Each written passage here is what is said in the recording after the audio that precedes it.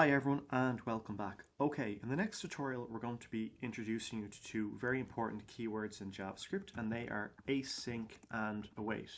But before we introduce new concepts, I just want us to get a bit more practice with sending another or our second GET request to an API.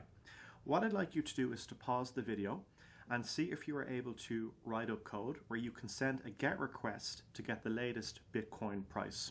So my hint to you is you can use the CoinDesk API on the website we saw previously. So this one here. So here is the endpoint I want you to use. So really what you can do is just follow the steps, write out the keyword fetch, have your parentheses, have your opening and closing quotes, paste in the API. Then what you can do is chain on a .then to log the response. Make sure you get a status response of 200. If that is the case, you can then chain on the JSON method to parse the JSON response into a JavaScript object. There are actually better ways to make GET requests, which I'll be showing you in the next tutorial, but for now, let's just get a bit more practice with this before we see async and await. So please pause the video and try this challenge yourself. Otherwise, feel free to code along.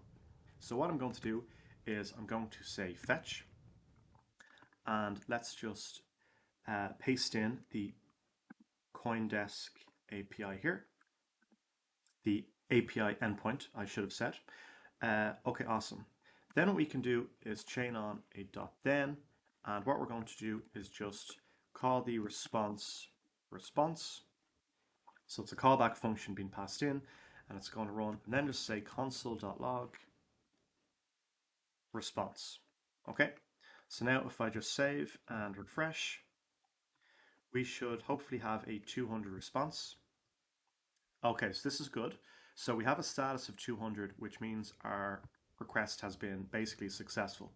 So then what we can do is essentially, instead of logging that out to the console, our response, what we can do, like I say, is on the response, we can call or invoke the JSON method. And what this will do is, this will essentially parse the JSON response into a JavaScript object. And then what we can do, we can chain on a .then, is just on the response. So you could do like so, data. What we're just going to do is just log out the data response that we get. Okay. And what you could do is just maybe put Bitcoin price there in a string beside it if you wanted. So if I just save and refresh,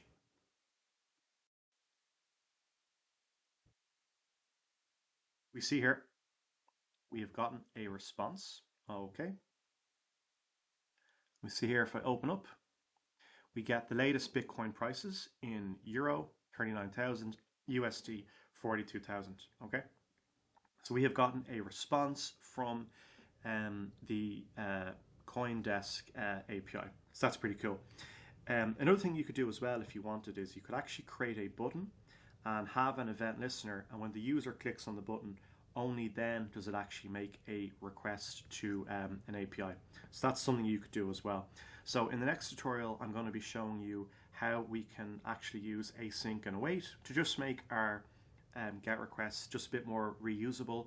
You know, you don't want to be just making a GET request just randomly in the root of the document. You know, typically you might do that. You might send a GET request if the user has pressed on a button, they're looking for data, that kind of thing. So this is just a very quick practice. So I'll see you in the next tutorial where we'll see async and await. So I'll see you then. The next tutorial will be a long one, by the way, so get a cup of tea or coffee.